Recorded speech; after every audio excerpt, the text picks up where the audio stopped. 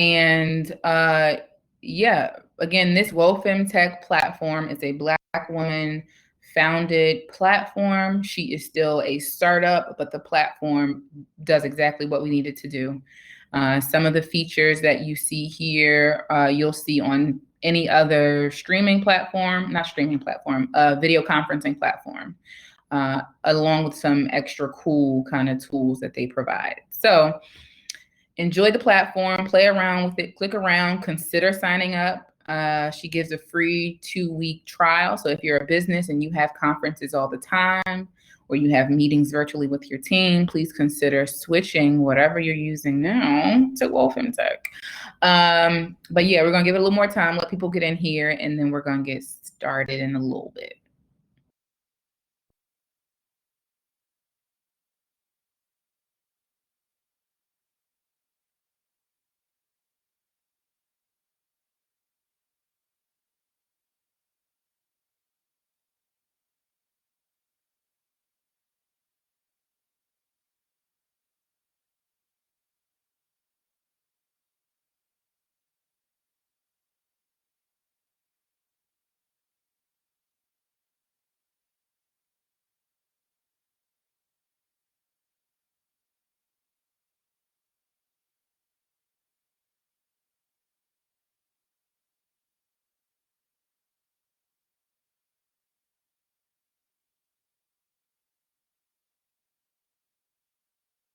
Maybe we should play like some weight room music. Let's see if we can find some. Yeah.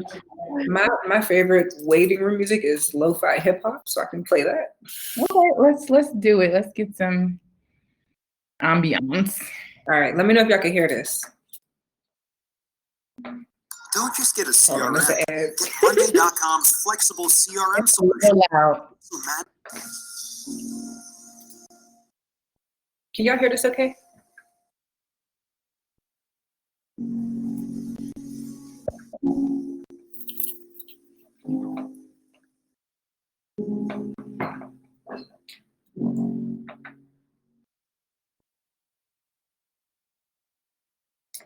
That seemed like it was okay.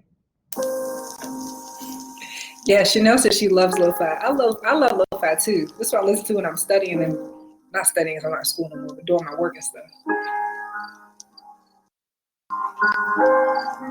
All right, now it's a little loud again. For the rest of the sessions, we'll figure out how to do it in here. And I think there is a way you can add. You can do the video right in here. I'll explore that. Brazilian lo-fi. Oh, it's about to be a party here.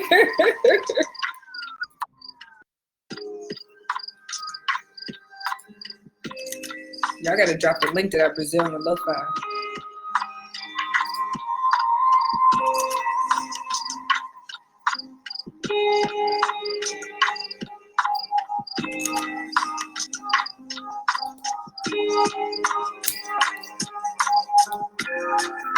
Are you playing on your computer, Naomi?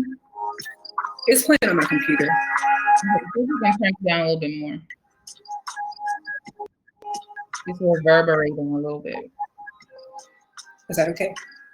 Yes, yes.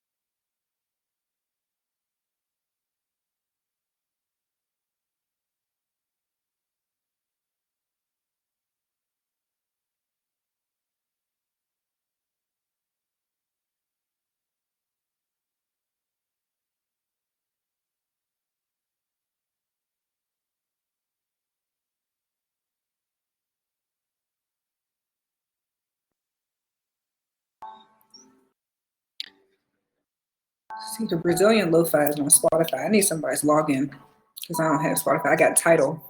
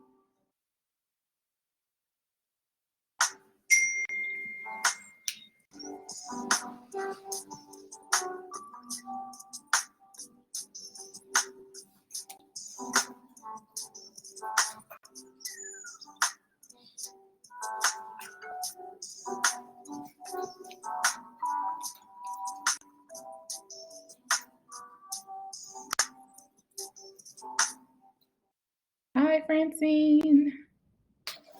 Hello. All right, so we're gonna make some room for you. Naomi and I will leave and turn our cameras off, and Okay. it'll be you and your presentation. And if you're ready, we're ready. We are ready.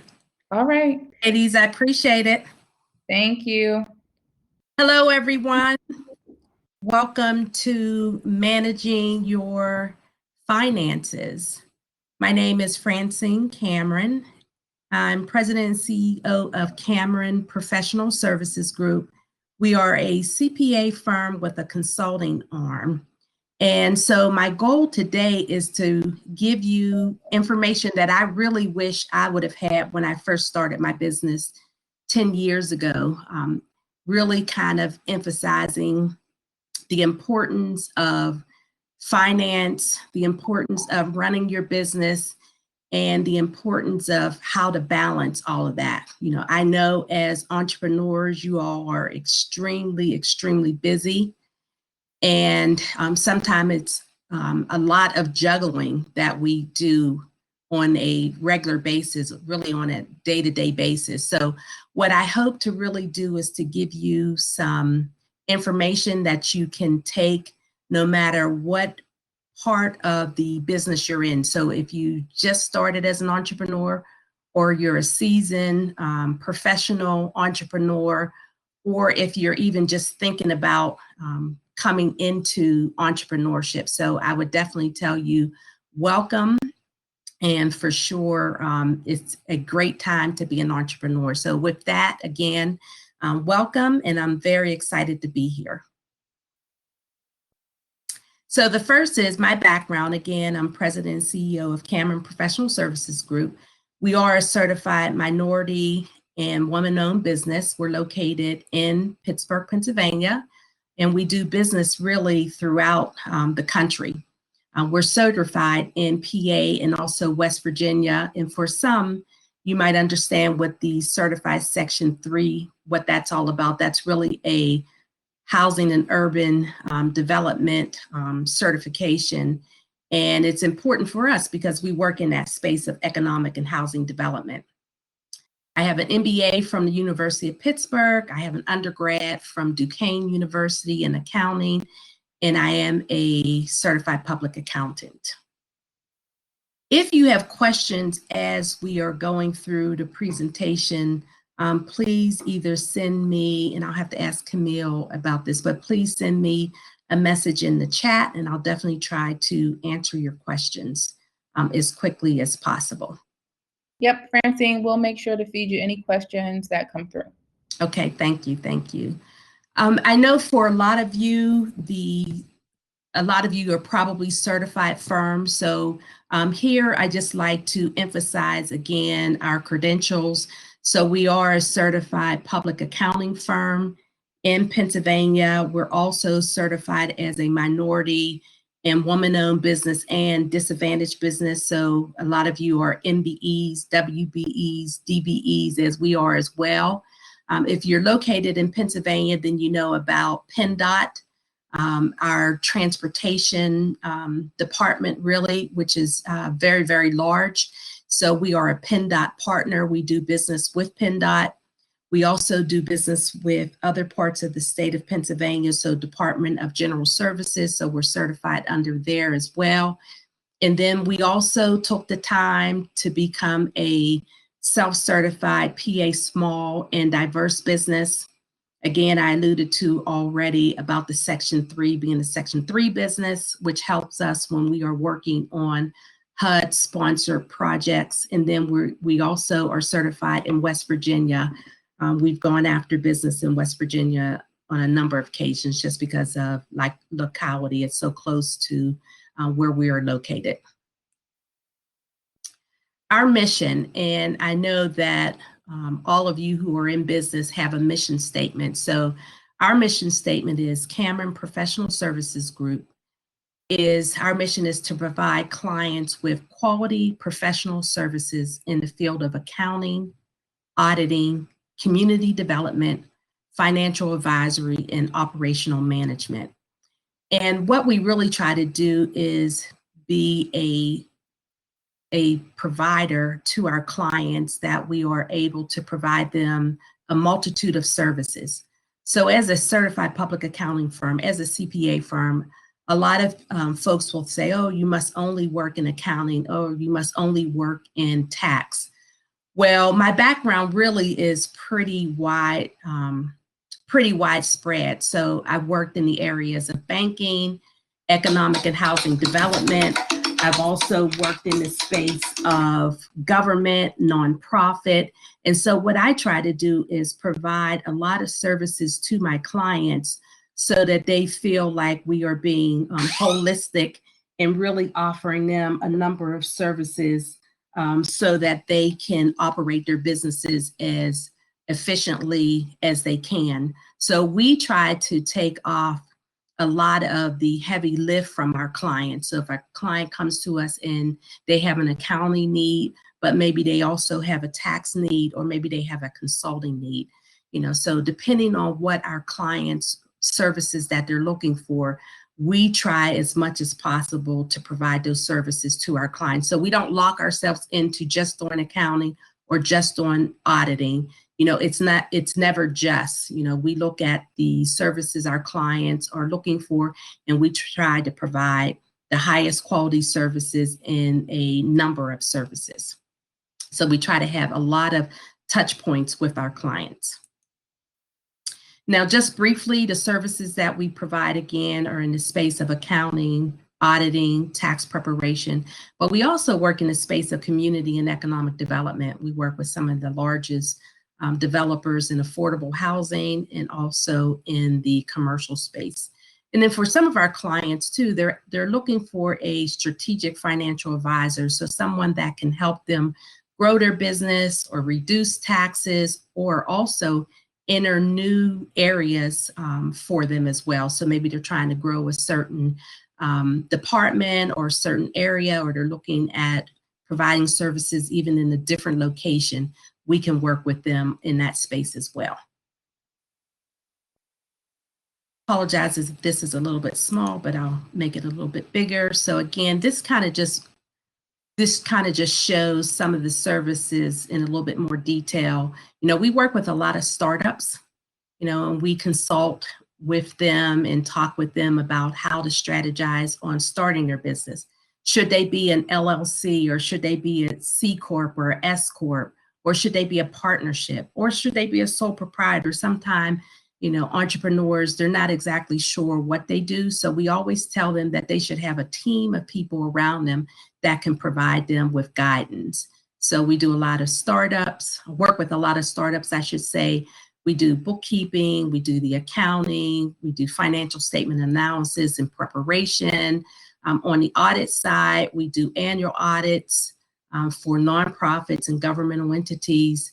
Some clients will hire us just to put their financials together. So we'll do a compilation. We do reviews, and then sometimes we even do pre-audit work. And then we do the whole gamut of tax returns for individuals, nonprofits, C Corps, S Corps, and partnerships. So again, we try to be holistic with the services that we offer. And the reason why I show you all this is because as you walk through this entrepreneur, I like to say journey, this entrepreneur journey, it's been, over 10 years for me. I would really encourage you to look at the scope of services that you provide. And for each of the clients that you are trying to gain business with, really detail that out and have it such that you can take it off the shelf. If you're talking with one business and maybe, for me, they're looking at accounting and tax services, I can give them a brochure on that. If I'm working with a national developer and they're going to be building affordable housing, I can take this slide here and talk about the community development services that we provide. Or if I'm working with a new entrepreneur and they're looking for startup services, I can give them another slide. So what I've tried to do is show you kind of the breadth of what we do. And the reason why there's a number of slides is because there's a number of services that we offer, and it's generally catered to whoever we're doing a presentation for. So again, on the community development side, we work with for-profit developer, nonprofit developers, and they could be governmental agencies, they could be nonprofits, and we're providing them a number of different services for that development to be successful. On our advisory service, for some of our clients, they don't have the budget to have a full-time CFO, and we come in and we do that. Some clients are asking us to do a business assessment. They're looking at going into new markets, and in some cases, they're even looking at recalibrating what they're currently doing.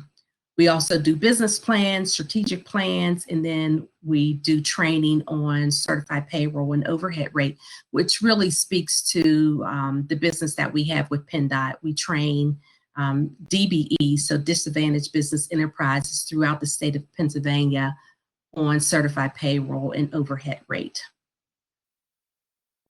Now for our agenda, when I thought about this subject, and it can be very broad, but what I wanted to do is really talk to you about how do you manage your finances and why is it important?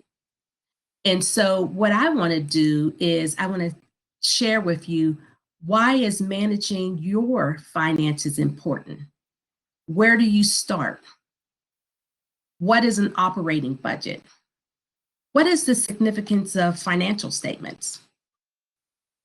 Financial statements, what's your story? And then I'm going to show you a sample financial statement. And then I'm going to give you some best practices, for a roadmap to success. And then by all means, filter any questions that you have for me. So the first thing is, I have a polling question. So how many years have you been in business? A, less than a year. B, 1 to 5 years. C, 6 to 10 years. D, greater than 10. Or E, I'm thinking about starting a business. So let me start the poll.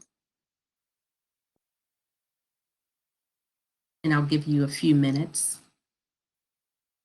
So everybody should see the poll pop up in a moment. You'll be able to answer and select your choice in the poll.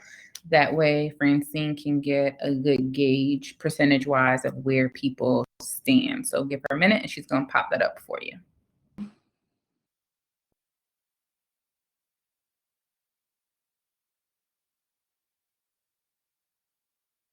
Okay, so I have put the poll out there. Can you see it?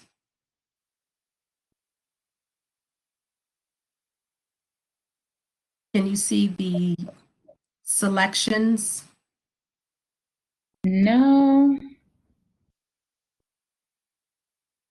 not yet.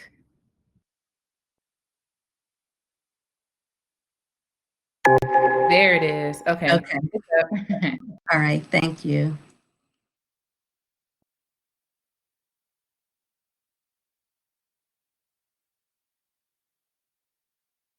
Great.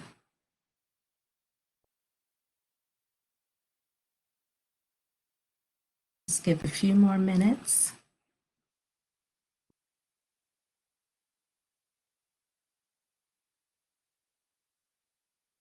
Great. So it looks like, let me see if we are still answering.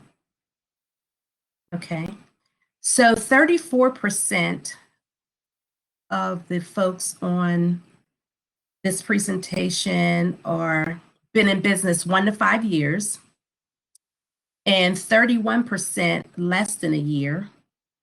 And there's no one who has been in business over 10 years. And then 4% are thinking, 11% of the folks are thinking about starting a business. So that's excellent, excellent.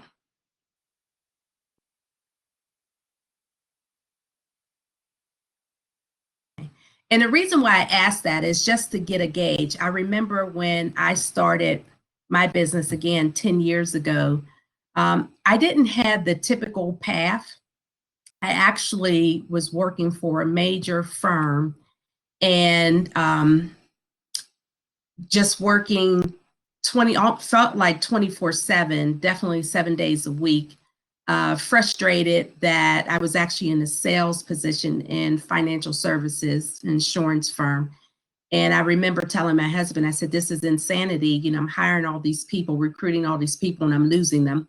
But at the time, it was 2008. You know, we were having a financial crisis, especially in the mortgage industry, insurance, et cetera. And my husband said, you know what, you don't need this, quit your job and, you know, call me back when you do. And he hung up on me when I was still at work. So I was like, wow, didn't mean to complain so much, but it was actually the best thing that I could have done. And the reason why is I actually gave my employer a 2-week notice, continued to work very, very hard. But I did feel that it was definitely time for me to move on. But sometimes, you know, it's time for you to move on, but you really don't move on. You know, we hold on. So for me, it was great that I had the support of my husband that said, you know what, you can do better. What do you want to do? So I got a chance to go home and really figure out what I wanted to do. And it was after weeks and weeks of applying for other positions and people coming back telling me, well, they couldn't afford me because I was a CPA and an MBA. So I said, well, you know what? I'm going to hire myself. And that's actually the God truth on how I started my business. I did not initially put together a business plan or any of that. It was really me not being able to be hired by some of these major corporations. And I hired myself, and, you know, I'm very thankful and glad that I had the support of my husband and I was actually able to do that. So when we talk about managing your finances, you know, what is so, so important is you have to know your numbers. And what do I mean by that? What I mean by that is you have to know what's your net income, what's your revenue, what are your expenses as you're running this business, what's your cash flow, do you have assets or do you have a ton of liabilities? And what's cut off, and I apologize, is your equity. You know, this probably sounds so basic, but I know firsthand when you are running the business, you are running at full warp speed a lot of times, and you're juggling and you are wearing so many different hats. But what's most important is you want to work smart, you want to make money, you want to be fulfilled. But a lot of times we're so busy working in the business that we don't take a moment to step back and really evaluate and work on the business. We're so busy being in the thick of things that we don't oftentimes get a chance to take a step back and really strategize on where we are. When we work with a lot of contractors, the one thing that they always say is, how can I make more money on my deals. And this is a true story, working with a very successful contractor. He got a huge contract from a major corporation.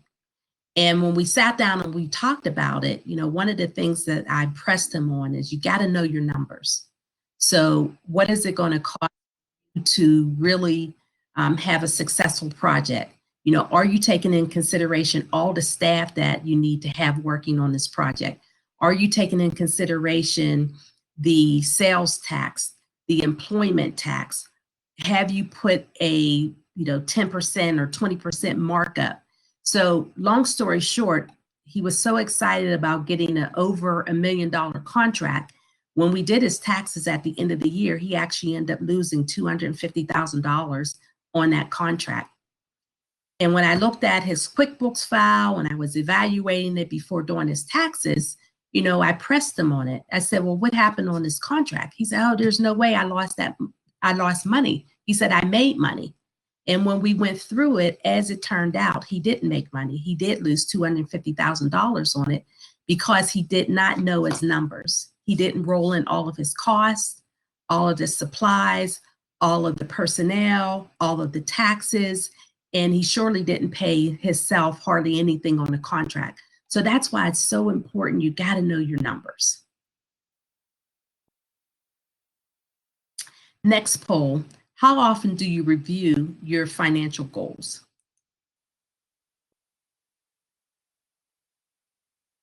And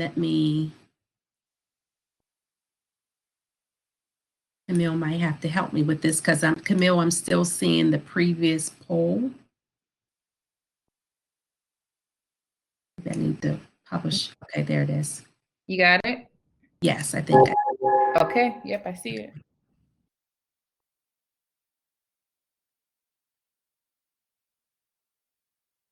And those financial goals are really critical because that is what helps you make sure that you're strategically working towards those goals. You know, if you don't write them down, if you don't see them, if you don't revisit them, it's very hard to reach them, right?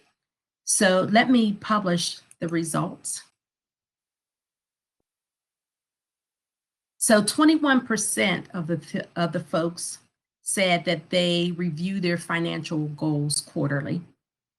13% said they review them monthly. 15% said they don't review them. And 10% said only when they first create them. And to be honest with you, I've been at A, B, C, and D, especially through the evolution of me starting my business. What I want to emphasize today is if you don't see it, if you don't review it, it gets away from you. What we find, especially with entrepreneurs, are when we worked for folks, you know, when you were an employee, there was absolutely no way that you weren't going to take a look at your paycheck or make sure that it was deposited on a bi-weekly basis or however often you got paid. It's similar with your financial goals. If you don't stay on top of it, the likelihood of you reaching your goals are going to be more difficult. It's not to say that you won't reach your goal. It's just going to be more difficult because it's not, you're not being mindful of what your goals were. And of course, they don't stay static, right? So, you know, you might, at the beginning of the year, you might say before COVID, right? Because this has been the craziest year ever. Before COVID, you might have said, okay, you know, I know exactly who my clients are. I know exactly what I want to do. And for this year, you know, I want to reach the goal of 200,000 by the second quarter. So by June 30th, I wanted to have 200,000, right?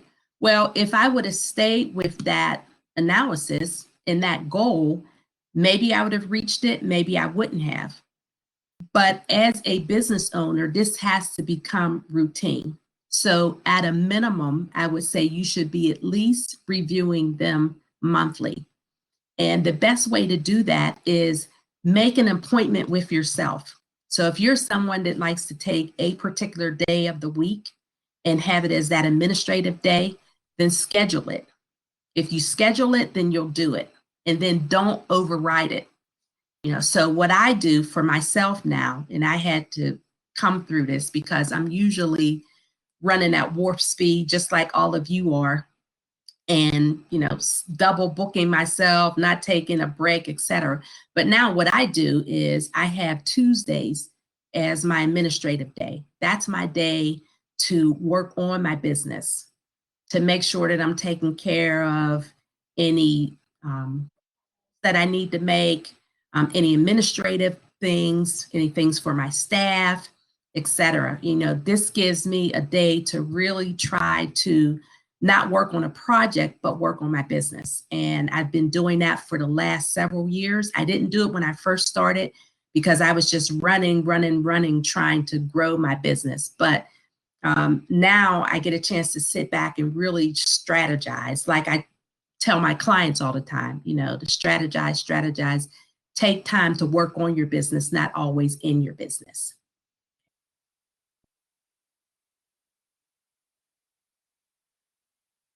Now, the question is, where do you start? When you're talking about understanding your finances, managing your finances, where do you start? It really starts with that, setting goals. And for me, if I'm going to work this hard, as all of you are as entrepreneurs, being an entrepreneur is not for the faint at heart. And I know all of you can attest to that. You generally work longer hours, you have more responsibility, you are the one who is growing the business. You're the one that's going out for the business. You're probably the one writing the proposals until you get to the point where you can hire staff and you can hire consultants to work with you. But, you're the face, you're the one who is driving the bus, per se. And so how do you start this? Well, you start by really setting your financial goals. And what I say is you need to think big, so if you say, well, I'm just starting out, I'm not sure who my clients are going to be. And, I'm going to make for the first, month or two, $10,000. Well, I would come back and say, if you're going to work this hard, reach for the sky. Don't have a goal that is just so comfortable and so easy for you to reach. Reach big. And there's a difference between net income versus revenue. Everybody wants to focus in on revenue. I have $500,000 in revenue. I have 50,000 in revenue. Well, what does that equate to of net income? Because revenue, as great as it is, doesn't necessarily put money in your pocket, right? Because it doesn't necessarily increase the cash bank account, right? It doesn't necessarily help you go on a nice vacation or buy yourself something or invest in another business, right? So what I want you to start thinking about is think big. And I just have some examples here. So if you've been in business 1 year, 2 years, 5 years, 10 years, so I just have an example. The first year, what would be wrong with really trying to stretch and say, first year net income, $500,000. That's what I want. Second year, I'm not going to just double it.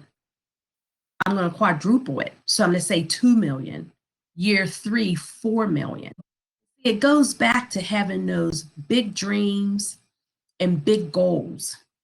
And you say, well, Francine, that might be quite a stretch. Well, you know what? You're going to work hard for yourself more than you've ever worked before. And it's not hard to say, well, I would say this way. It's easy to say, oh, that's too big of a goal, right? But when you challenge yourself, it's okay if you don't make $500,000 the first time, or year 2, 2 million. That's okay. But if you have that stretch goal, you never know how close you're going to get. And again, entrepreneurship is not easy. You are juggling a lot of balls. And so what I say is put together a financial goal that really stretches you. Be bold. One of the things that we're a small CPA firm, but we have quite a niche in terms of how we work with our clients. And so I've always looked at being bold. What would be wrong with saying, that in 3 years, I want to be the leader in my industry. And it doesn't mean that it has to be $1 billion industry. Your industry, you could very well be in a niche. You might have very few competitors, but what's wrong with saying that I'm going to be bold? I wanted to be the best. And it always reminds me of #1 Cochran.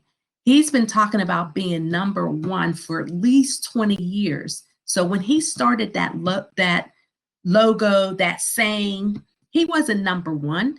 We didn't even know who he was, but he had it so much in his mind to be #1. And currently he is #1 as far as what I've read, but he started out with the thought process that he wanted to be #1. And lo and behold, he's done very, very well. Again, one of your goals might be that you have a location in Pittsburgh. You might want a location in Harrisburg, the Philadelphia market, or you might even want another location outside of Pennsylvania. Again, the premise is to have these stretch goals, to be bold, not be passive, and think about sky being the limit. Don't limit yourself to, okay, well, I'm just starting out, or I've been in business 5 years and every year I've made, $50,000 and, that's fine. If that's fine, then that's not a problem. But if you're looking to really stretch and take your business to the next level, then I say, sit back and just be bold, think about it, think big and go for it. The other thing that I like to do is I like to say, don't play it too safe. Sometimes we have the tendency to know we're going to work hard, but I don't want to take on too much. Well, as you're saying you don't want to take on too much, there's somebody else that is going after what really should be yours. So what I always say is think about your goals, have some stretch goals, and then let's put together a path to help you reach those goals.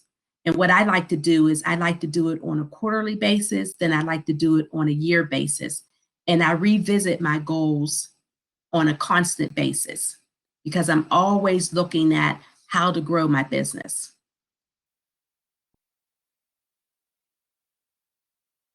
A lot of people will say, well, Francine, I have these goals now. What do I do with them? Well, one of the things that you need to do is you have to prepare an operating budget. And I know what everybody's saying. You know what, Francine, I don't have time. And that's why you have this picture. They have the calculator, they have all these papers, and, they have their cell phone there. Just a lot going on. But you know what? It's so critical. Your financial goals, your budget, it's like the Bible. It's like the backbone of your business. If you have goals and then you look at them and then you set them to the side, they don't become real until you really take those goals and you put it into a budget. And that operating budget really breaks down how you want that business to grow, how you're going to manage that business. So you're looking at how to forecast your revenues and forecast your expenses. And a lot of people get in the trap of just looking at the revenue. Well, you know what? There's a whole lot of expenses for even before you really go after a lot of the revenue. You have to really be mindful of the expenses that you have. So what am I talking about? So you might have a client, a great client that you provide services to on a monthly basis. And you're saying, they're paying you $5,000, $10,000, $20,000 a month. And you're saying, well, that's great. And then if I say, well, what are your numbers? What are the expenses associated with that? And you're saying, well, not very much, right? Because, I pay myself and that's about it. Well, that's probably not true, because if you, on that contract, you have staff or consultant, you probably have cell phone charges, you have office expenses, when we were all working in our offices before COVID, being remote, but you still have internet, you still have your staff. So there's still a lot of expenses that you have to make sure that you're mindful of. So when I talk to people about an operating budget, what I'm really saying is look at what it takes to operate your business. So if you were working for someone else, how much do you think with your skill set, with your education, with your experience, that you would pay yourself if you were an employee? And that's where you start. Then if you're trying to grow your business or you're already grown your business and you have staff, so how much are you paying them? So you look at the business that is coming from your clients, and then of course, you want to increase that. You don't want it to stay static. And then you want to look at all those expenses associated with running your business, and you want to put together that operating budget. And a lot of times what I do is I look at the revenue, I look at the expenses, and then I always look at my net income. Where do I want to be at the end of the year? And then I break that budget down on a quarterly basis, because sometimes those numbers just seems like, especially when I'm doing it at the beginning of the year, you know, those numbers look so big. And I'm saying, well, you know what? How can I think about, I want to be $1 million business, you know, as of December 31st. Well, how do you get there if I'm just now in January 1st? So what I do is I break it down into chunks, so it's more manageable for me and that I don't get overwhelmed. Okay. So here's my next poll question. How often do you receive services from your CPA or your accountant or your bookkeeper? And let me start the poll.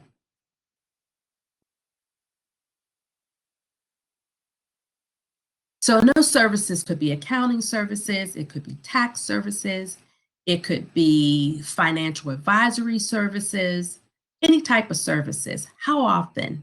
Is it monthly? Is it quarterly? Or is it annually? Or you don't utilize any type of accounting services at this time? And we have a lot of people still answering, so let me just give a few more seconds. And let me publish the polls.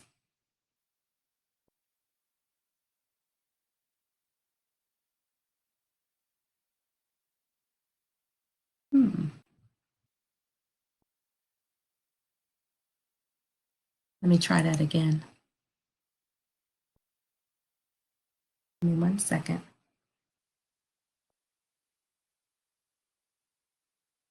Okay, hopefully you can see this. 58% said they don't utilize any accounting services. Okay. 15% said annually for their taxes, which I can understand. 12% said quarterly. And then another 15% said monthly. What I would encourage you to do is utilize your accountant, whether they be a CPA, accountant, or bookkeeper, as often as you can. And the reason why I say that is, as you're working on your financial goals and you're working on that budget, we as entrepreneurs tend to try to do everything. And as much as we are all very skilled, we can't be great at everything, right? So me as an accountant, I really try to stay in my lane. So I'll have someone who I'll work with who is a lawyer. You know, I do a lot of, as you guys saw when I first started this presentation, we provide a lot of services, but I never overstep my bounds as far as being in the legal realm. So there are professionals that I work with on a regular basis because, again, I want to be able to provide my clients with the best services. And as a business owner, I want to have the best services. So I always tell entrepreneurs, there's a number of professionals that I think you should always work with. I think you should always have an accounting professional. I think you should always have a lawyer for those times when you really need a lawyer. You need someone who is skilled in the legalese, so you don't, if they're looking at your contracts, just to make sure that you're not getting in over your head. And then I always say a banker, somebody that as you are growing your business and you need those lines of credit or you need some type of financing, that you have those resources. So I always encourage it. Yes, I'm a CPA, and I'm always going to encourage people to do that, because there's nothing more, I think, frustrating for entrepreneurs, or you're sitting there and you see the QuickBooks commercial and it looks so easy to do the QuickBooks, right? So you buy QuickBooks and then now, what do? And we see that a lot. So some entrepreneurs are real gung-ho and they start doing their QuickBooks. And what we found is it takes more time when you don't have an accounting background. And then if you do have a little bit of accounting knowledge, when we go in there to review your accounting, we end up finding out that we have to do a lot of correcting, which ends up costing you more money. Not only did it cost you all of your time on doing your own accounting, but then now you have to pay somebody to clean up your accounting. And I actually have a client who's a lawyer, and he was doing his own accounting for the last year. And he ended up finding out that he was doing his own accounting and running payroll. And he ended up overpaying his staff. And he ended up underpaying, or actually not recording all of his expenses. And so what we did is, before we did his tax return, we went through his accounting. But as an example, he also wanted to do his own tax return, and he just wasn't experienced to do his accounting, his taxes, or his payroll. So we've really taken all of that from him. And I told him, I said, you're a lawyer. It's probably not the best use of your time to do your own payroll, your own accounting and taxes, versus he could be out there working in the legal space and making a whole lot more money and not having his time tied up doing, doing services that he really is not doesn't have the skills to do. And not that he couldn't learn it, but it's probably definitely not the best use of his time. Okay. Right.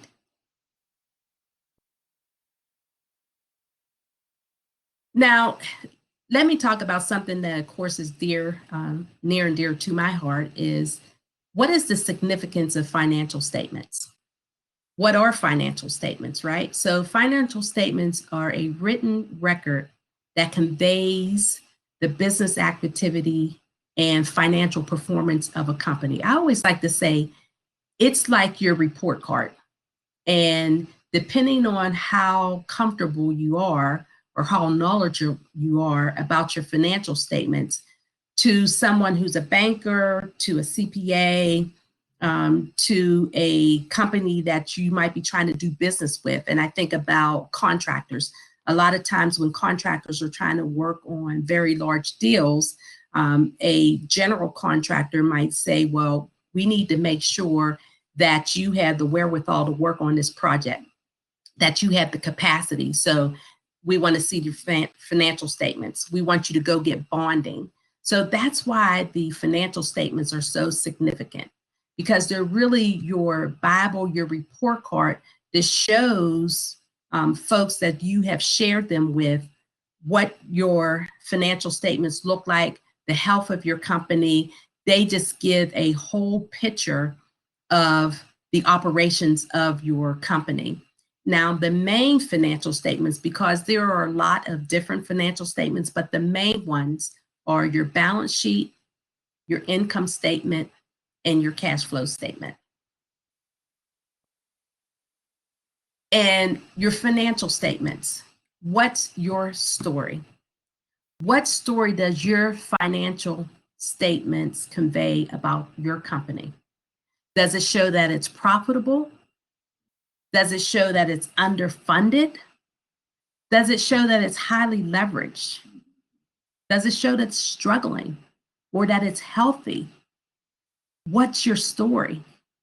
When someone talks about their financial statements, what I find in my business is, they really will emphasize the income statement, or a lot of times people say profit and loss.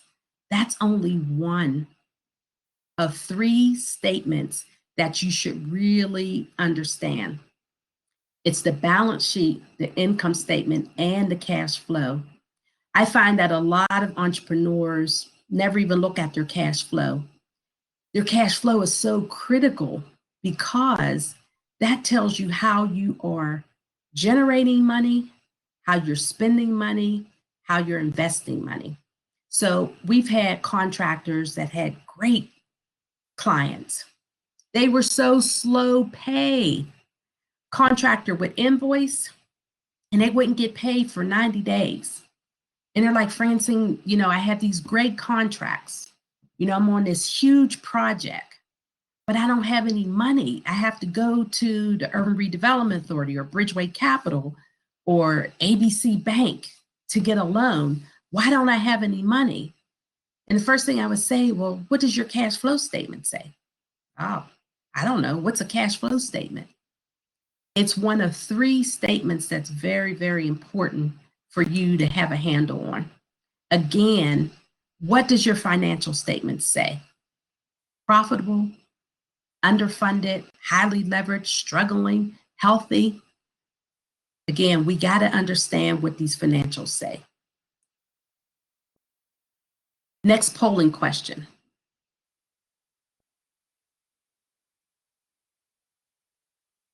How often do you review your financial statements, the balance sheet, the income statement, and the cash flow statement? Do you tend to just focus maybe on the income statement? Or if you have an accountant, when they prepare the statements for you, you get them, but you're so busy you don't get a chance to look at them. So do you review them quarterly? Where A is monthly, B is quarterly, or annually for your tax return purposes, or you don't review them at all?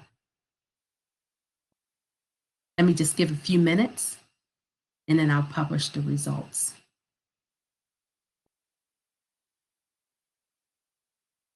And the goal today is to look at what you currently do, and we're going to try to make some changes because we have some best practices. So we definitely want to make some changes. We're going to publish the poll. So 36% say, I don't review them. And I understand you're busy, but I'm going to push you to at least look at them monthly, especially when your accountant prepares them for you. And I'm sure you're paying them. If you have an accountant, you're paying them to produce these financial statements for you. So you want to be able to look at them and understand them. Not only review them, but understand them. And I'm going to talk to you about that. 32% says annually so that they can have their tax returns prepared. I understand that. We have a lot of clients that come to us to do their tax returns, and we get their financial statements. We review them. We review them with our clients before we do their tax returns. If we're not doing their accounting, because sometimes our clients want to do their own accounting and they just want us to do their tax return. We don't prefer that, but we will. And before we prepare their tax returns, we actually review them to make sure that they make sense. And then 23% review them monthly. That's great. And then 9% quarterly. Excellent. So what I want to do now is just show you what a balance sheet looks like. And I'm going to make sure that I can do this right. Let me see if I can make it bigger.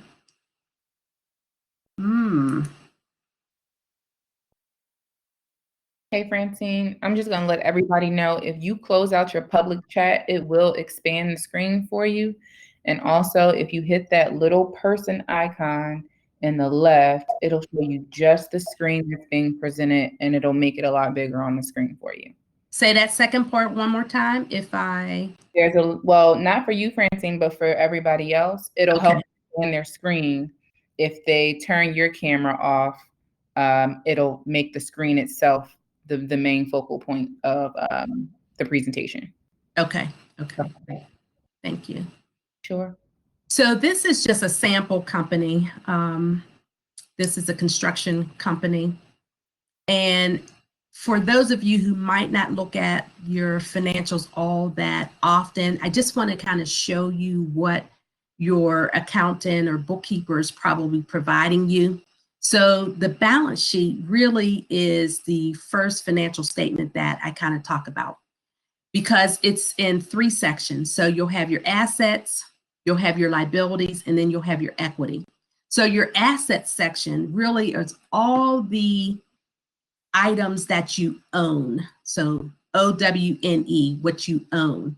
Okay, so that's what's in your bank account, your cash. That you might have furniture and fixtures, you might have equipment.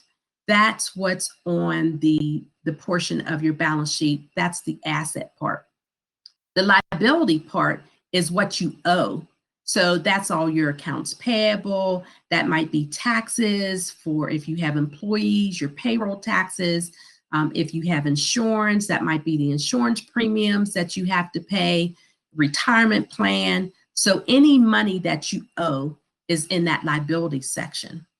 And then the equity section is really interesting because most people, when they start a business, they started with several $1,000s, several $100s. So whatever you started your business with is your equity position. And then every year, hopefully you are making money. So you have net income, which is your operations. So that's flowing to your equity section. Okay, so again, the balance sheet is looking at 3 different aspects of your business. The assets are what you own, the liabilities are what you owe, and then the equity is what you have invested in your business, as well as the summary of the operations on a monthly basis, which is really coming from that income statement. Okay, I'm going to show you all 3 financials, and then I'm going to go back to the slides. Just bear with me. So now I just want to show you the income statement. And this is what most people really look at on a monthly basis. That's not it. So let me go back. Let me see if it's this one. Let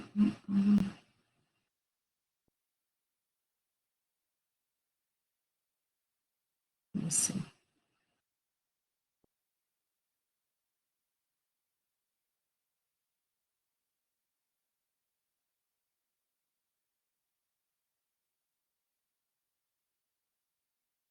Camille, I'm seeing myself, but I'm not seeing my presentation.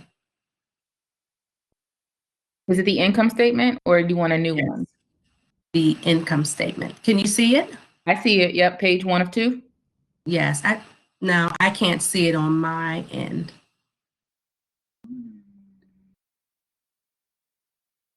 I can see myself, but I can't see my presentation. Did you use that icon in the upper left? Like when on the last screen? No. See.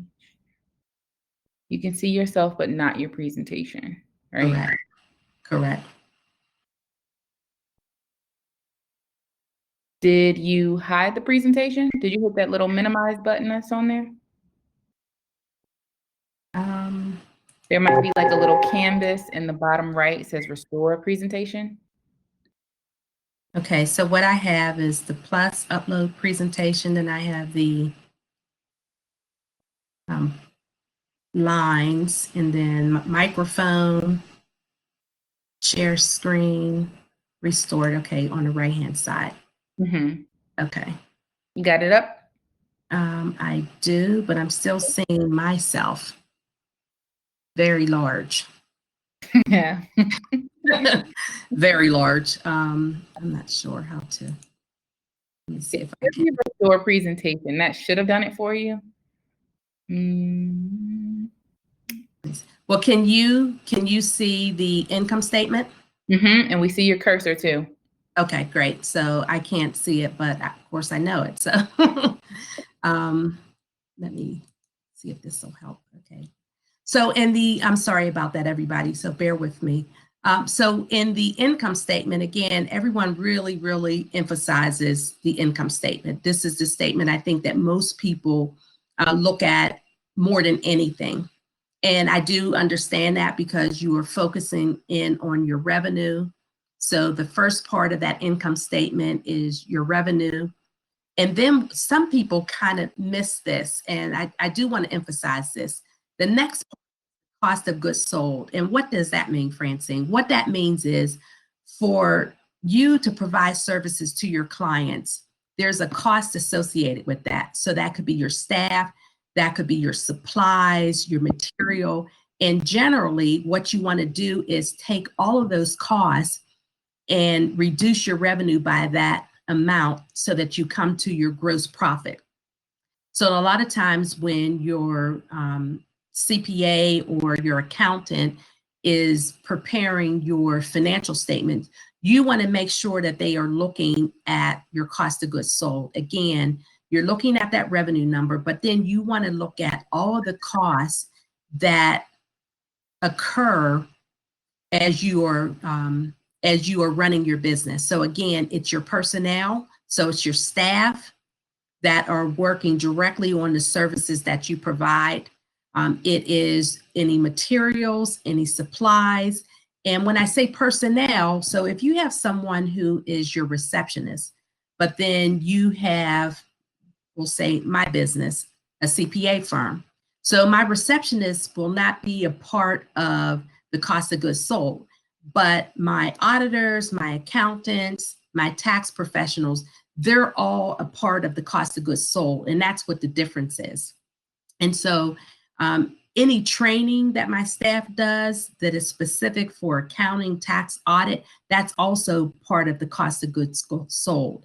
If you are a event planner, so the cost that you pay your staff, any material that you're utilizing to be able to have that event, all of those are part of your cost of goods sold. And what I want you to start getting comfortable with, know your numbers, know, yes, what your revenues are. Those are a little bit easier because you have a contract, so you'll see what your gross revenues are. But you really want to start looking at that cost of goods sold. You want to make sure at the end of the day that you are making money on that contract. You want to make sure that you're rolling in all of your costs associated with doing business. And then after that, you have your gross profit and then the rest of your expenses. So that would be your rent, your utilities, your cell phone bill, your insurances, all of those other expenses are what we call below the line, below the gross profit. And again, all of those expenses less that gross profit comes to the net income. Now I have a question. I didn't make it a poll question, but I should have. Some people get mixed up between net income and cash, right? Or cash and sales. What I want to emphasize to everybody is cash and revenue are not the same thing, right? You will record your revenue when you have performed that service for your client.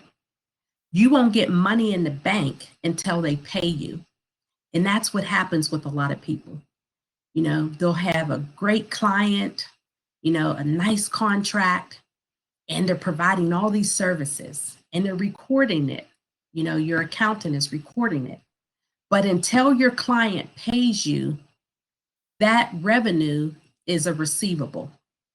So I want you to always be thinking about that.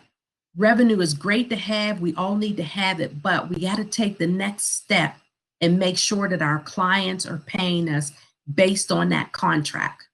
If it's 30 days, if it's 45 days, if it's 15 days. And I would also tell you, look at each contract and make sure that you can run your business based on how you're supposed to get paid. I was working on a really, really large engagement, really large. It was an engagement with the Urban Redevelopment Authority.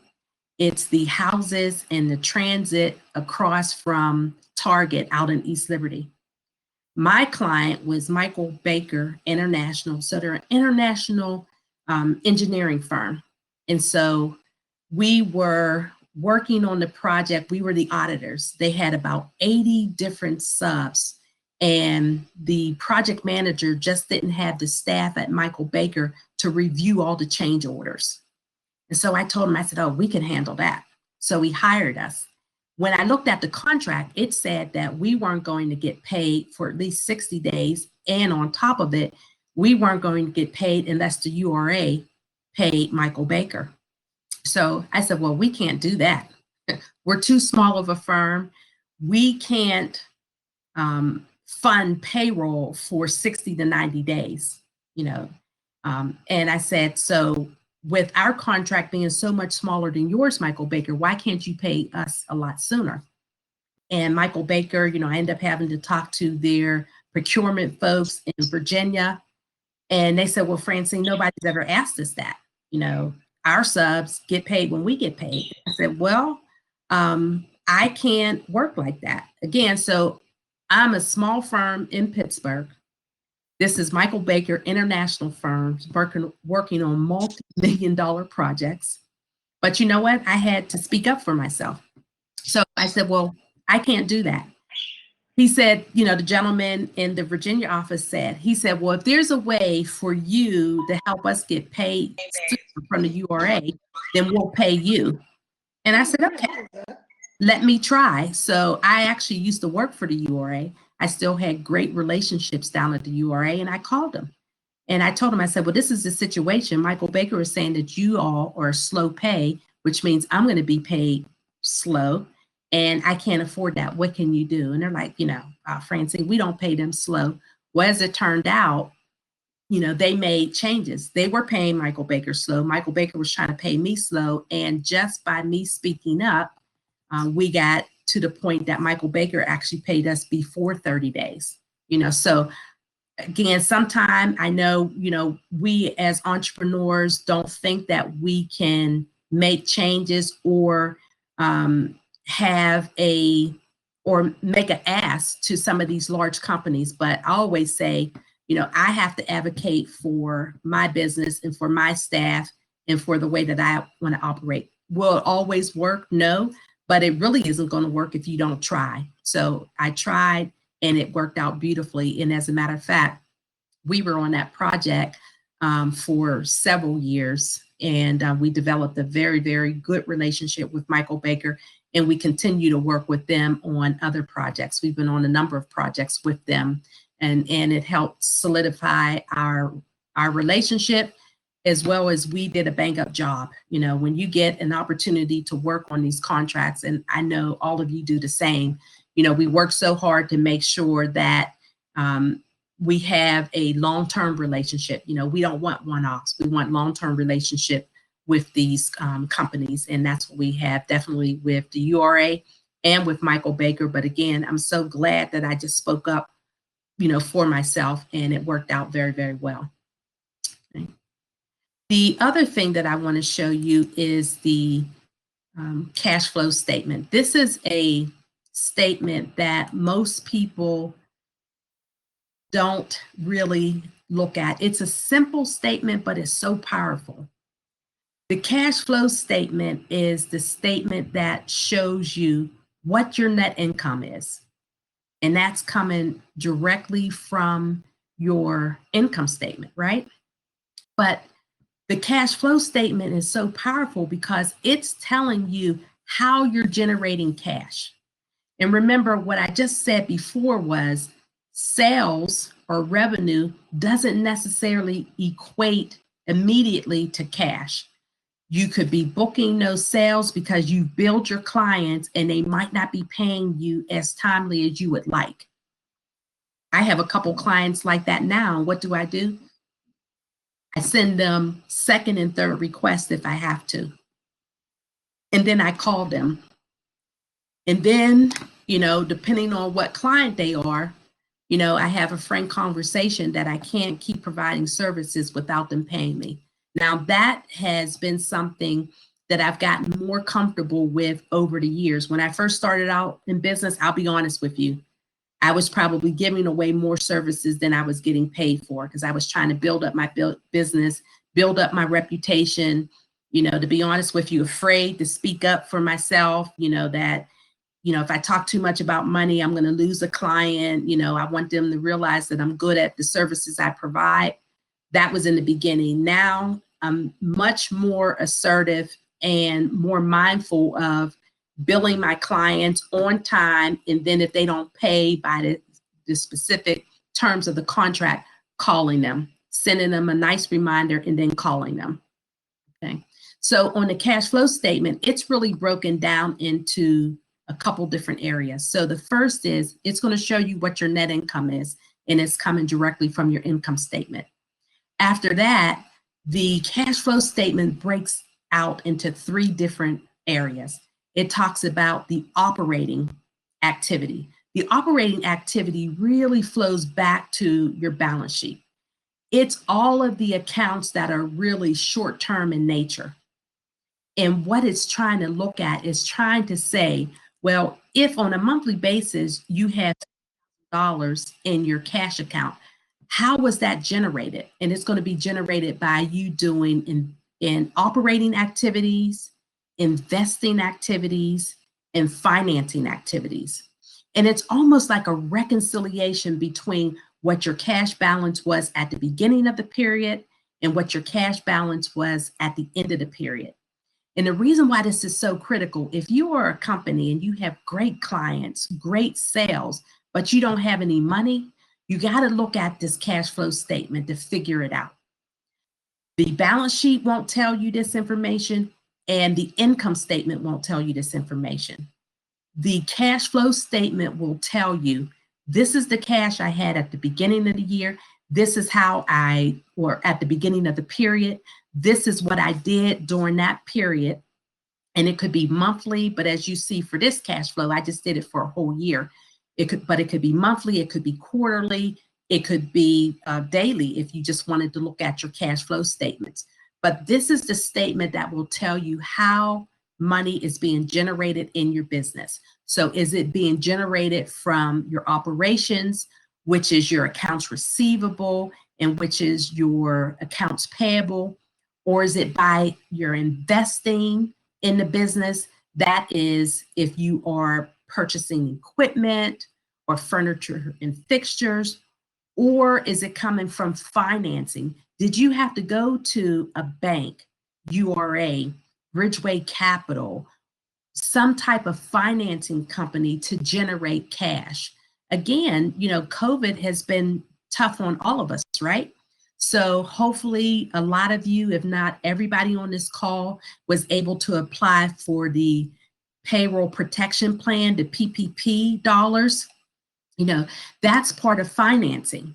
But that cash flow statement will explain to you how your money is generated, how the funds in that bank account is growing or shrinking. That's what the cash flow statement. So again, when you're reviewing your financial statements, if you're somebody who reviews the profit and loss statement or another income statement, I want to encourage you to please start looking at your balance sheet, then your income statement, and follow up with the cash flow statement. If you have an accountant, a bookkeeper, a CPA, and they typically are only providing you with the balance sheet and the income statement, ask them for the cash flow statement.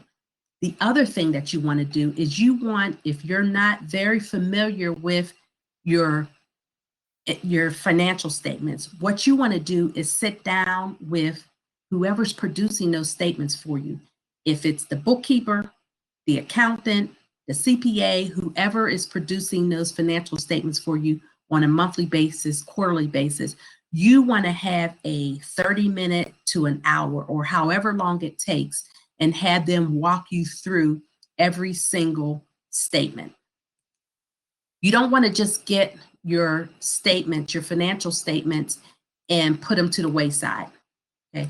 you want to know your numbers. And the way that you learn your numbers are by reviewing those financial statements. You got to do it. Okay. Camille, again, I can't see my presentation. It's very small. So if you can tell me how to right size it. Now, and on my screen, it's really big. Okay, let's see.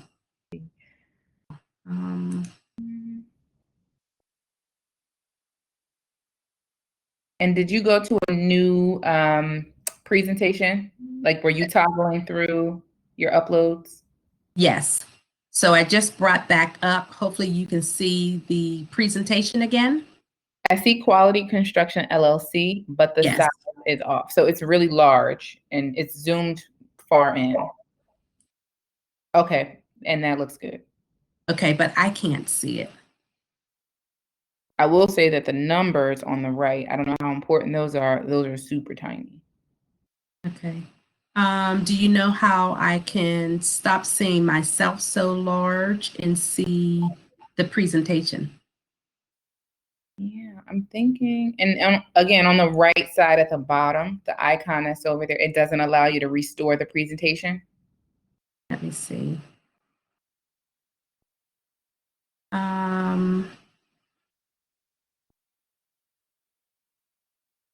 The only icon I can see is whiteboard, clear, undo, annotation, and tools. And there's nothing right below that? No, I can't see anything below that. And then I have slides. Okay, let me see. Okay, wow, that is big, huh? Well, it looks good now for me. It looks, Okay.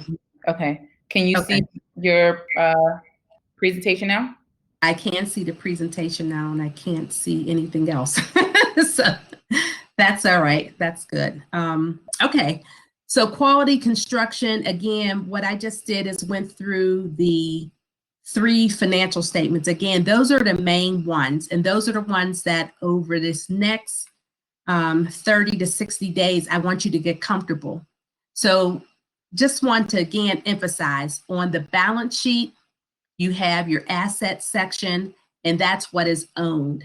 And the total assets on that balance sheet was $387,658. You also, the next section was your liabilities, what are owed. Again, the total liability number was $87,183. Equity, what has been invested and retained. So the total equity was $300,475. Now, with accountants, we're real strictlers about balancing, right? So just for your knowledge, a balance sheet has to be in balance. And there's an equation to this. So assets equal your liability plus your equity. So assets, 387,658 equals the liabilities plus your total equity. So the 87,183 plus the 300,475. That's how you know your balance sheet is in balance. Okay. Now your income statement, again, we talked about the revenue. This is what's being earned by your firm through the contracts that you have and through the services that you're providing. Again, you'll have your total revenue and then the cost of goods sold. You subtract that to get your gross profit. And again, this is your cost of goods sold, is your personnel, your supplies, your material, everything that you need to do, everything that you spend in order to provide those services to your clients. That gross profit number, you want to make sure you're looking at that number because you want to make sure that your contracts are being, that you're actually fulfilling your contract and that your contracts are enough. Some people will have a contract and when they put in all of their costs, they end up losing money. And they're like, well, how could that be? My contract is 10,000, 50,000, 100,000. How could I be losing money on it? It's because you haven't incorporated all of your costs before you bid on that job. So you got to get a handle on, your cost of goods sold as well as your total operations. So you'll come to your gross profit, and then from there, you'll still have additional expenses. Again, your expenses will be your utilities, your rent, cell phone use, insurance, retirement. It'll be a ton of additional expenses. From there, you subtract your gross profit, subtract off your expenses, and you'll come to net income. So here's my information right here. Gross profit minus your expenses is what your net income is. This net income of $100,343 will be reflected on the balance sheet. Again, these statements, your balance sheet, your income statement, and your cash flow, they're all interrelated. They don't sit on the island, none of them. They're all interrelated. That's why I said they're the main three financial statements that you definitely want to get comfortable with. Again, that cash flow statement, just to summarize, we had net income, $166,343 coming from that income statement. Again, this operating activity is all of those current assets and liabilities. For this particular company, they didn't have any investing activity, which is really your long-term assets and long-term liabilities. Excuse me. Financing activity is when you go out to a bank and get money to help you operate your business, because you're not getting it from the financing activities or the operating activities or investing activities. And so for this particular company, from the beginning of the year to current, they had a net increase in cash of $42,831. Again, the revenue might not initially equate to cash. And again, cash is king, right? So you want to find out, how is your business generating cash? And for this business, it's generating cash from your operating activity. And that's what you want, okay? And again, the cash flow statement is really kind of like a reconciliation of your cash account from the beginning of the period to the end of the period. So the beginning of the period, January 1, had $224,670 in the bank. At the end, as of today, October the 5th, was $267,501. That difference, again, accountants, we have to balance, is $42,831. So I don't know about you, but if I'm new in business or been in business a while, my business is growing, I don't know that I want to take all the time to do the accounting myself and try to sit there and figure this out and not sure 100% if I'm doing it right.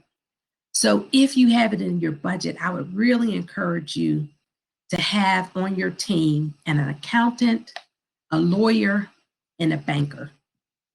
People who can be a part of your team that provide you services when you need them. Okay. Another polling question, and I hope I can get to the polling question.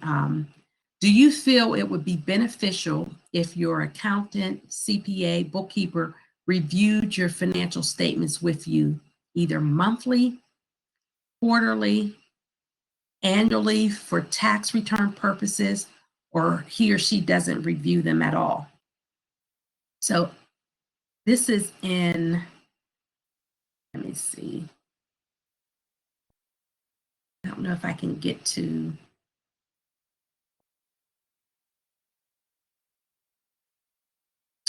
Camille, the presentation is really, really large. I don't know how to scale it down so I can go to do the polling. Try escape. Is it just maximized on your screen? Okay, when I did that, then it went back really small again, but I think I know how to get it back. Okay, so let me start the poll. Okay. And then when you're done with this poll, we do have a question Okay. from one of the attendees. All right, and let me go back. Okay.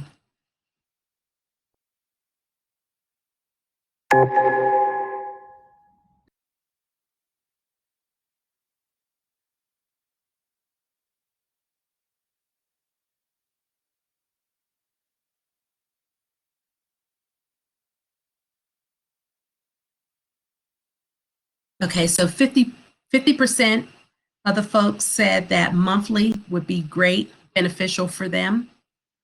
40% said quarterly, and then 10% said they don't review it at all.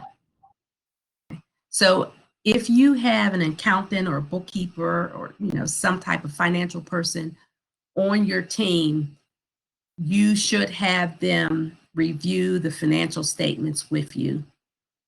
And it should be regularly. The only way you're going to get comfortable with it is sitting down and talking with whoever the person is that actually prepared them. And it'll only take a few times. You'll get comfortable with them. And it's just going to be eye-opening that you're really going to be able to maximize not only your goals, that budget, keep you on track with your budget, and help you get to where you want your business to be. This is going to be your roadmap. And Camille, you have a question for me? Yes. So the question is, would financing activities also be startup costs if you had to pay out of pocket or just bank loans? No, if you had to pay out of pocket. So most people do start a business by, getting money from their family or taking money out of their savings account because maybe they worked before and started saving. So absolutely, the money that you used to start your business is going to be your equity in the business. So it's going to be on that balance sheet, and it's going to be in the bank account as well as it's going to be in the asset section and in the equity section. So very good question. Other questions?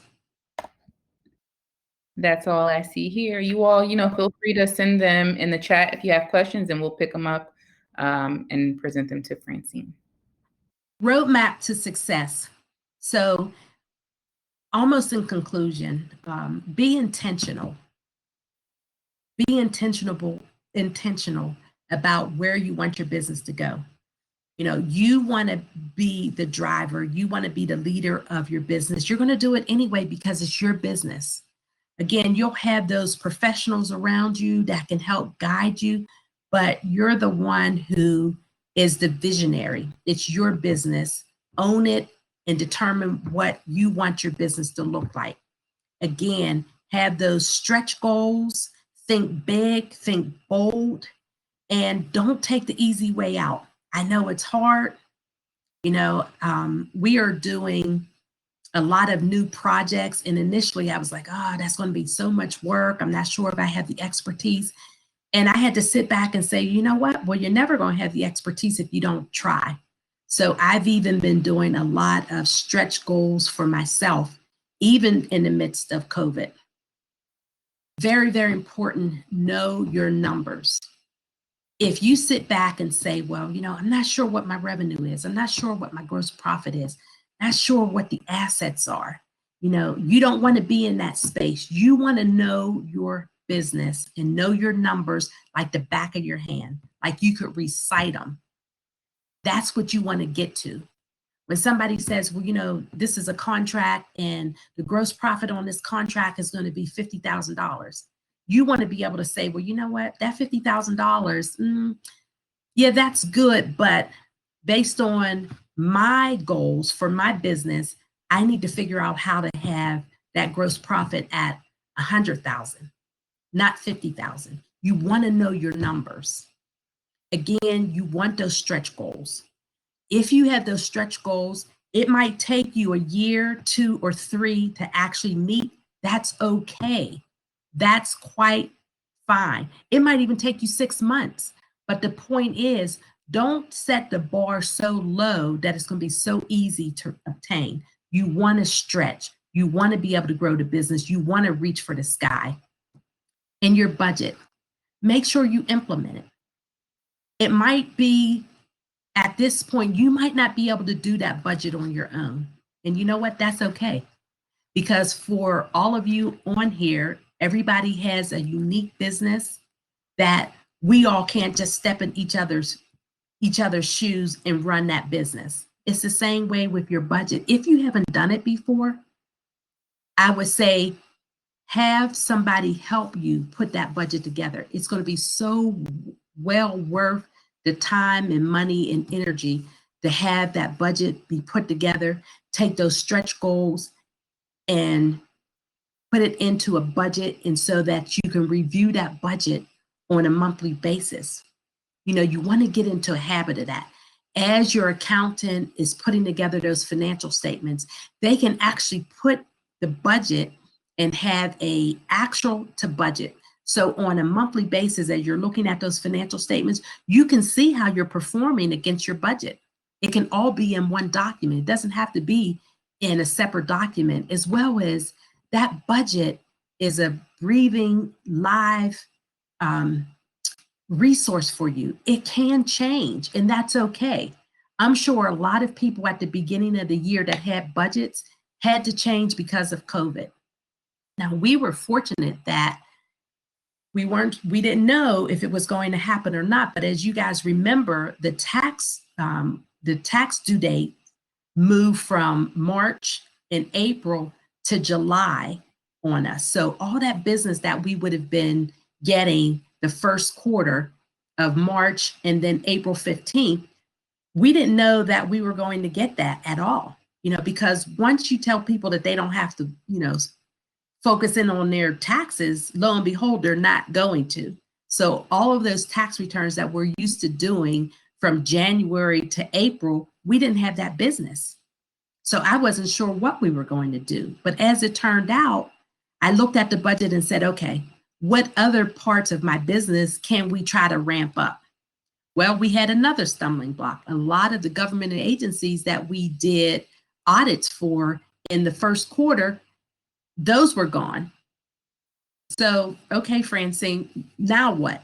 So we had to look at our accounting clients. Well, we do accounting for a lot of nonprofits and for-profits. So they were saying, well, Francine, yes, we need the accounting, but, you know, so what we had to do was go back and look at the budget. I didn't want to lay people off. So I was all over the PPP. So between the PPP, reaching out to our clients, letting them know we were still here, trying to figure out how we could still do the accounting, you know, we were able to not have to lay anybody off, you know, which was very, very good. Then come July, we were so busy from April to July doing tax returns. And I will tell you that I don't prefer having that deadline of July because my staff did not like working long hours in the summer doing taxes. They wanted to be off, and so did I. So we were also able to go back and do the financial audits as well. Again, two big areas of our business got pushed almost 2 quarters out. But the good thing is we were able to go back and do the taxes as well as do the audits. And the accounting and our community and economic development work that continued. The good thing is too, we were able to look at our budget, look at those goals, recalibrate those, and, you know, put our heads down and continue to work hard. But we were always reaching out to our clients just to see how they were doing through COVID, and also offering our services, because we helped a lot of our clients apply for the PPP funds. Again, you know, make sure you're reviewing those financial statements.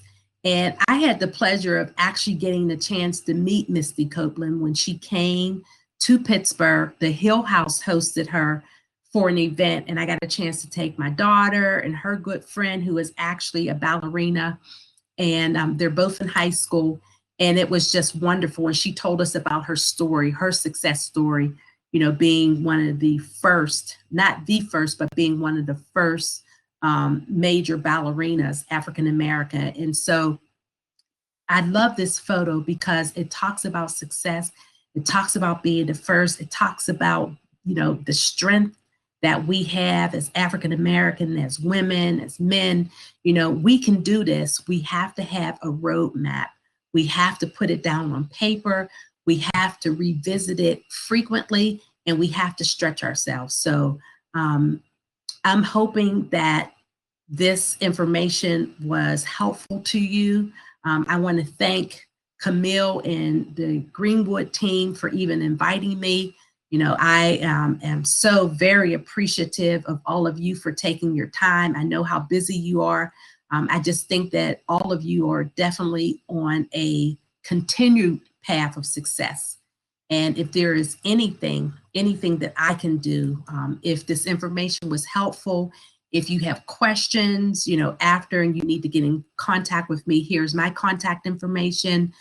Again, we are located in the Hill District. We're right in One Hope Square. Normally, if it wasn't COVID, we are all working remote, but you can feel free to reach me via email or you can call me. But I am definitely here as a resource. I want to wish everybody blessings on your business, lots and lots of success, and entrepreneurship. Yes, it's hard, but it's so rewarding. And again, this is so much what Pittsburgh needs. Pittsburgh needs us to support each other and to be successful businesses. And again, if there's anything that I can do to help any of you, please feel free to reach out to me.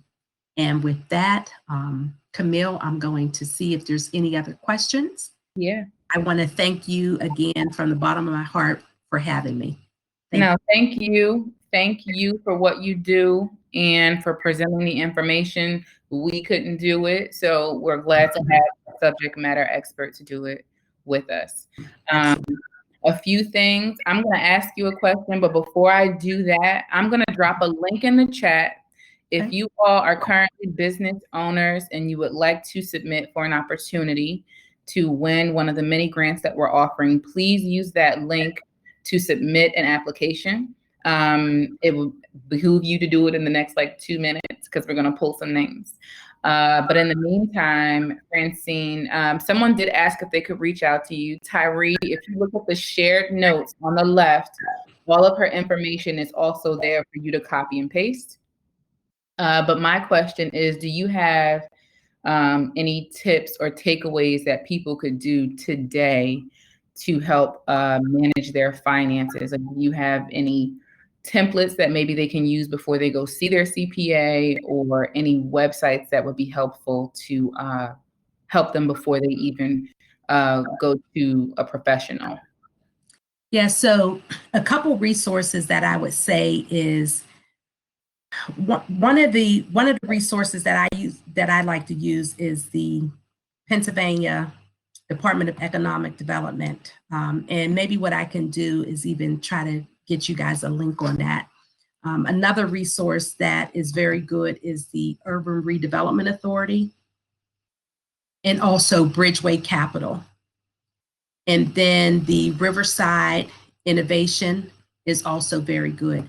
And the reason why I bring up, I like to use the local one. So I would say the Urban Redevelopment Authority, Bridgeway Capital, and also Riverside Innovation. Those are excellent resources. For me, I try to participate in as many organizations and programs as I can. I just completed the Roadmap to $1 Million. It was an SBA program through Chatham University.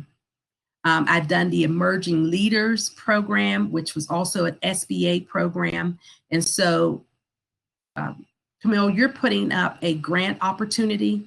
Every time I see an opportunity for grants, I go for them. It's so interesting because years ago, probably about 5 or 6 years ago, Urban 21 and Bill Jennerette was the head of that organization. Now it's part of Riverside Innovation. I actually participated in that, and I had to take financing classes. What I just did for you all, I had to sit and listen to all this. And I can remember somebody saying, why are you even going through that? And the grant was, the largest grant was for $10,000. Smaller, the next size was $5,000. Then after that, you could receive $1,000. So I didn't win the top grant, the $10,000. I did receive the $5,000, but this was powerful. From going through that program, I was able to be a participant. And now, all these years later, I have Reed Smith as my law firm. So, I could have never afforded them, but by taking the time, I think it was 5 or 6 Saturdays, and going through that program, learning how to do a presentation, kind of like Shark Tank presentation, but there were so many other benefits. And so I would encourage everybody to, when you see those, I know it's a lot of time, but sometimes it is so worth being able to have other resources, even outside of the money. So the money was great, the $5,000. I actually got an intern, but having Reed Smith and the other resources has been phenomenal. I mean, Reed Smith has done my employee handbook. They've looked at contracts. I mean, just so much. But again, let's look at the local resources because they're definitely there. And if I can be of any assistance, please let me know. But I would encourage those of you who haven't been looking at your financial statements, definitely start today. Start today. Yes, thank you very much for that. And everybody, if you have not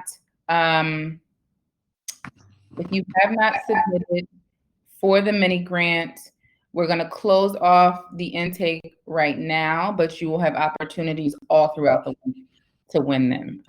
So give me a second here, and I'm going to pull 5 names. Nice. And then this, you will receive the funds within 2 weeks.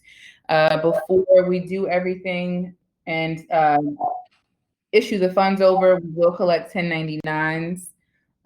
So look out for that, likely after the conference is over. So maybe that next Monday. And yeah, so let's go. We're going to pull some names.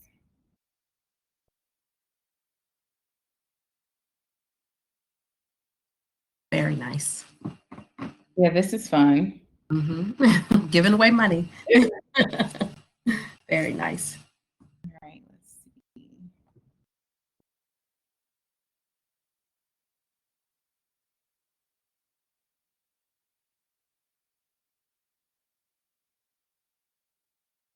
All right. Waiting for this thing to spin and load. It's a raffle chooser. I don't know. Okay. It's official then. Yes, it's very random. All right.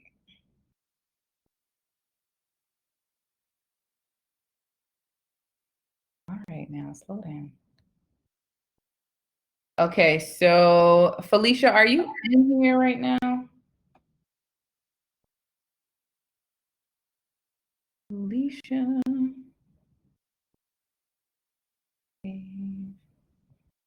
All right, I'm gonna drop some names in here. If your name is up here, just comment so I know. And if not, then we're gonna move to somebody who is in here.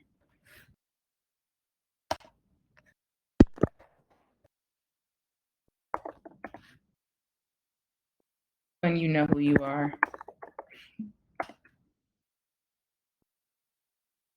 All right, so you guys get that? Is it Jennifer? Am I saying that right? You can enter, there's a link. I'm gonna put the link in here again, and you have chances to enter all throughout the week. So I'll drop the link in again. I just want to make sure that everybody is in here for that, because if someone's not in here to claim it, we will pick another name and give them an opportunity again later in the week.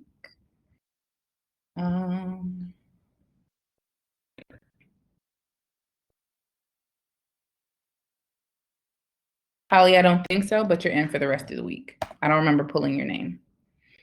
Let's see. Okay, so I'm looking for Felicia. Are you here? I don't see you in. Okay, so we're gonna pull another name, so hold on. Right now we have Tamika, we have Quinn, we have Amber, we have Sarah. Yeah, so let's pull one more name. Ashley Jones. So Ash. All right, so I have your names here. And again, we will get communication out to you. Asia, I don't think I had you in here at all. It might have took a minute, but again, you have opportunities throughout the week. So we have 9 more sessions, like informational sessions, If someone's name was pulled already, they won't be able to be pulled again. So your chances will get better throughout the week. That's all I have. If you all have not registered for the other events, be sure to go to the Greenwood Week website and do that, just so we have a record of you. We will send out post-event surveys to you all. Please let us know. This is how we know what type of information you like, what format you like it in, and just make sure that we can cater all of the events to everybody's liking. I don't know. It's the number that you typed in, 833-647. So whatever name you typed in when you signed up, like when you pulled up the link, that's what's gonna display. Well, who is this? What is your name? Christy. Okay. And I did get you, so you'll be entered for everything else going forward. Your name is in there, so we do have you, and you'll continue to be pulled for numbers until you win or we run out of money. So thank you again. Thank you. Yeah, that's all I have. If you all need Francine, her information is in the shared notes. I will stay logged in for a little bit so you can copy anything that you might need. There at the top of the shared notes, there's a little arrow that goes back and forth for import, export. You can export the notes if you want to keep the shared notes for yourself. Okay, that's all I have. I'm going to sit down for a little bit. Francine, if you want to log off, feel free. Thank you so much. Thank you all. Appreciate it. Enjoy the conference. Take care. Bye-bye. Bye-bye. Okay. All right. And then if you all have any other questions about Greenwood Week, again, I'll stay logged on for another 2 minutes or so. Nadili! And answer any of those questions, drop any links. The links that Francine mentioned are at the bottom of the shared notes if you want that. I think that covers everything. Yeah. We don't have any closing out music.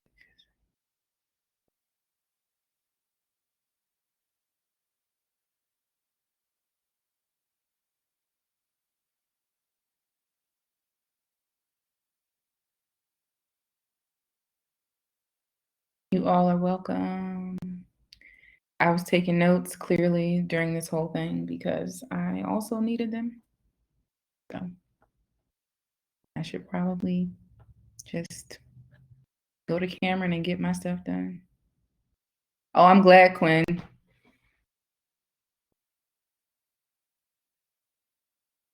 Yeah, like we all have talents and, you know, we do our thing well. I know for me, I tried getting QuickBooks. I tried doing my own financial statements. I tried filing my own taxes. It was a fail. So yeah, sometimes you just gotta pay for a professional to do the thing right.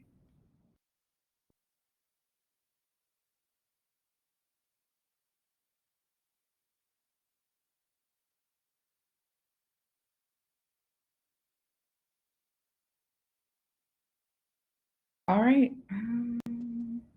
I know this is kind of whack. So there is a, you know what? I'm gonna drop another link for you. There's a Facebook group specifically for Greenwood Week attendees. So I'll drop that in here, and you all can join that Facebook group, and that's how we'll continue to network. So all of our presenters are invited to that group. Other attendees are invited to that group, and that's how we stay in contact with each other throughout the year.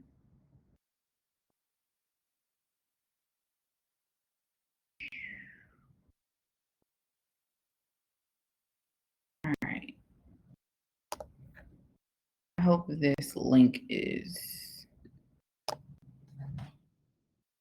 correct enough. But that's the link to the Greenwood Week network group.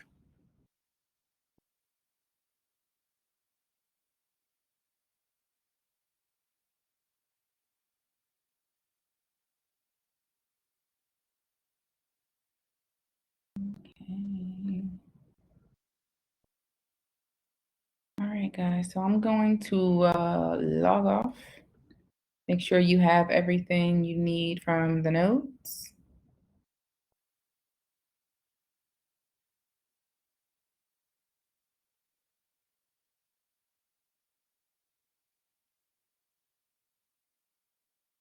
All right. Bye, y'all.